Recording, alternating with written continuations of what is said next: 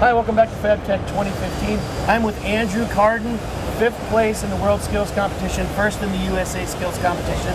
Welcome to FABTECH 2015. Well, thank you. Glad to be here. Awesome, awesome. Hey, Andrew, tell us a little bit about the World Skills Competition, your journey through the World Skills Competition, and even USA Competition. How much time you got? Because it's a long story. It's about 7 years in the making, and just to make it brief, I've gone from, you know, a teacher and myself really not knowing how to get to the national level, making it to the national level twice, having to go all the way up through the pre-selection process 2 times, and then finally making it the 2nd time through, working a little bit in between. I had to practice out of my basement the 2nd time to be able to make it to the World Skills. I had Lincoln as one of my main sponsors, as well as FABTECH and you know, a handful of other sponsors that would help me get to that point. So the World Skills is just a great opportunity for anybody to be involved with. It's the Olympics of your trade. And how cool was it to have those Lincoln machines day in and day out to train with? And what did that do to help you get better and ready for the competition? Oh my gosh, I'm so glad Lincoln was the official sponsor for the World Skills, because I had both machines that I was going to be using in Sao Paulo, Brazil.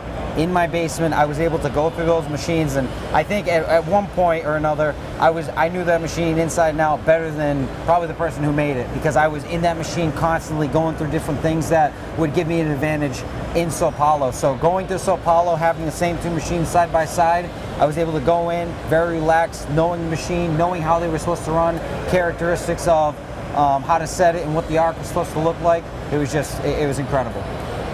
Now, we're sitting here in front of the REALWELD Trainer. Okay, you're helping us do a little demo of this trainer. Before we dive into the REALWELD, how important is it to have these training tools to become a better welder? Well, it's important on a couple playing fields. The first one is someone who's never learned how to weld before. Saves a lot of cost and material. What happens is you get a kid that doesn't know how to weld yet, the characteristics of welding, his muscle memory, how to interpret the puddle and things along that line. So you get a machine like this where you don't even have to be putting down a weld, and it's telling you have to drop the gun a little bit, you have to push the contact tip into the material a little bit, pull it out. Drag angle or push angle has to be adjusted to meet the criteria of what they're looking for in the arc. So it saves a lot of time and material in that sense, where you have a computer telling you, you have a voice telling you through the computer what to do, instead of having one instructor going around to say 20 students or so, instructing them, okay, well now I just went from this guy, I'm going over to this booth, okay, same problems this guy's having. So now they're all stuck in their own booth, they're all pretty much handled by a computer that tells them exactly what to do, and then you move on from there. All right, I'm still not getting it. Then an instructor might be able to step in and clarify some of that in that sense. So Andrew, this thing not only has visual cues, it has audible cues as well.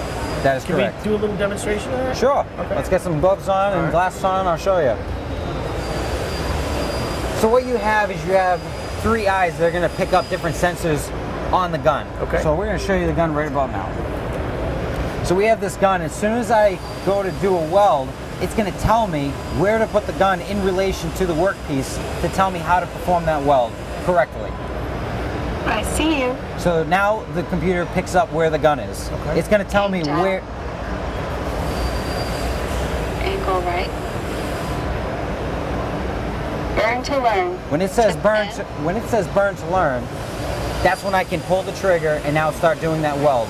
All along the way of me welding, it's going to tell me different cues.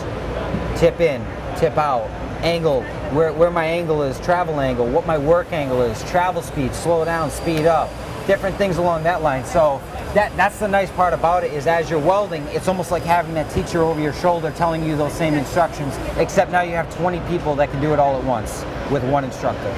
That is a really great tool to have.